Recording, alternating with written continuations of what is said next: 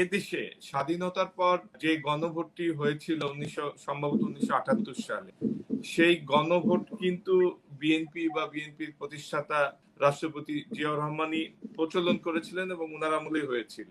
সেই গণভোটে যারা গণভোটের পথটি দেখালো, বাংলাদেশকে আবিষ্কার করলো, তারা এখন গণভোটে ভয় পাচ্ছেন কেন? আপনার এই কথাটাও আমি আপনাকে বলতে চাই যে 1978 সালে যে গণভোটের আয়োজন করেছিলেন শহীদ প্রেসিডেন্ট জিয়াউর রহমান, সেটি কিন্তু কয়েকটি ঘটনার প্রেক্ষিতে। আপনি অনেকেই মিথ্যা দাবি করেন যে জিয়াউর রহমান সাহেব সামরিক শাসন জারি করেছিলেন। নো, সামরিক শাসন জারি করেছিলেন শেখ মুজিবুর রহমানের মন্ত্রিসভা সদস্য খন্দকার মুস্তাক আহমেদ।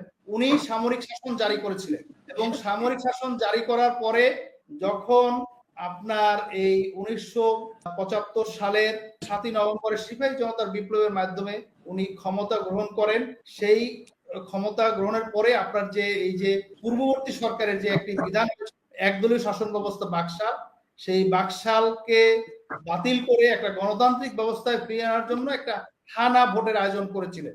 এখন সেটা কিন্তু একটা স্পেসিফিক উদ্দেশ্য যে দেশে গণতন্ত্র প্রতিষ্ঠা করার জন্য। আপনারা কি হা না না?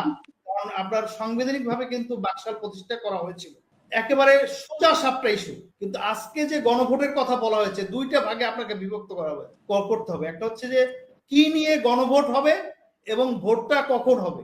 আপনি বলেছেন যে বিএনপি গণভোটে ভয় পায়, এটা এই কথাটা সত্য নয় রাজীব ভাই।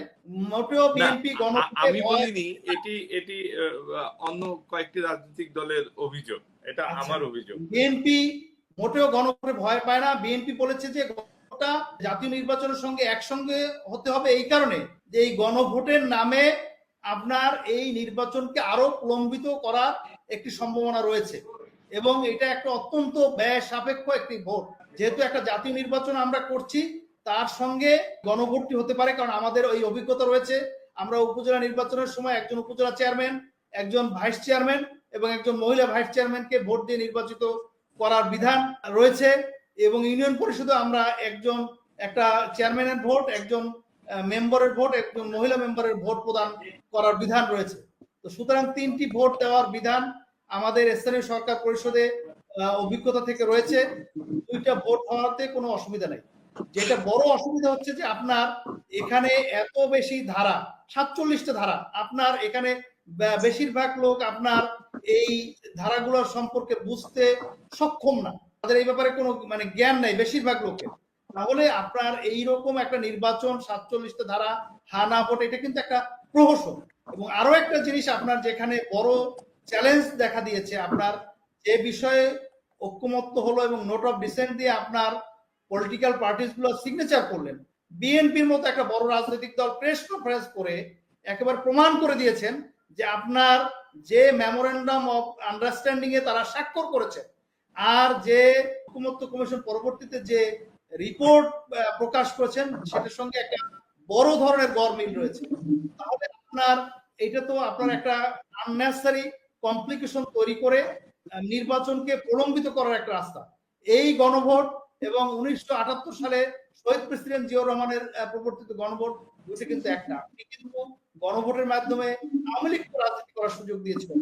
আজকে যে জামাত ইসলামী বিএনপির বিরুদ্ধে অবস্থান নিয়েছে, সেই জামাত ইসলামীও কিন্তু এই গণভোটের মাধ্যমে রাজনীতিতে আসার সুযোগ পেয়েছে। আর আজকে এত রক্তের বিনিময়ে আমরা যে একটা এই স্বৈরাচারী সরকারের যে পতন করলাম, একটা ফ্যাসিস্ট সরকারের যে পতন করলাম, সেই ফ্যাসিস্ট সরকারের পতনের মাধ্যমে যেটা বড় লক্ষ্য ছিল যে গণতন্ত্র, আজকে সেই গণতন্ত্রকে বাধাগ্রস্ত করা হচ্ছে। আজকে পিআর পদ্ধতি যেটা আলোচনার মধ্যে নাই, সেটা নিয়ে আন্দোলন হচ্ছে। আপনারা এইরকম নন ইস্যুকে ইস্যু করে আপনার উদ্দেশ্য একটাই যে নির্বাচনকে প্রলম্বিত করা, নির্বাচনকে বাধাগ্রস্ত করা এবং নির্বাচনকে ভয় পেয়ে আছে তারাই যারা নির্বাচনের মাধ্যমে ক্ষমতায় আসতে পারবেন বা জনগণের রায় অর্জন করতে পারবেন।